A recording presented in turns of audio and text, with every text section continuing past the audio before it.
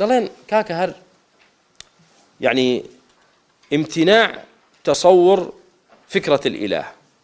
دەڵێت چۆن ئێمە بین تەسەووری ئەوە بکەین کە خوایەکەیە وەرە بێنە پێش چاوی خۆت چۆن دێنتە پێش چاوی خۆت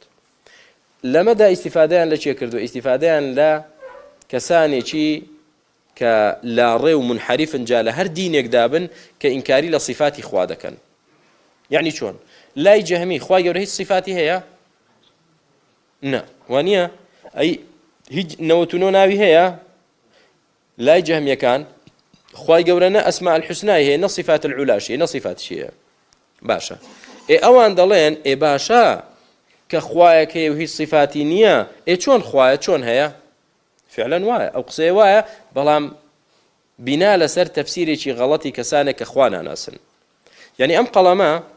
ئێستا من دەڵێم هەیە بە بەڵگەیکی هەیە بە بەڵگەوەی حەجمێکی هەیە درێژیەکی هەیە قەبارەیەک بۆ سەرێکی هەیە ڕەنگێکی هەیە و نوکێکی هەیە و مەرەکەبی تایە و دەنووسێت چەند صفەتم باس کرد بۆ قەڵەمە ئێستا دەتوانیت 10-15 صفەتی قەڵەم باسکەی وانە ئێستا بڵێ قەڵەمێک هەیە نانووسێت قەبارەشی نییە بەرزی نییە پانی نییە و شکڵی نییە و مەرەکەبیشی نییە و سەریشی نییە و نوچیشی نییە چ مایەوە هیچ جەهمیەکان و لە هەر دینێکی منحریفیشدا کە و عەقیدەیان هەبووە دەڵێت تۆ نابێ بڵێ خوای گەورە یعنی ئەو صفەتە ئەو صفەتە ئەو صفەتە ئەوەی نابێ کەواتە دەوەرە بڵێ کەواتە خوا نییە بۆیە دەڵێن المعطل يعبد عدما ئەو عدەمە نەتهێشت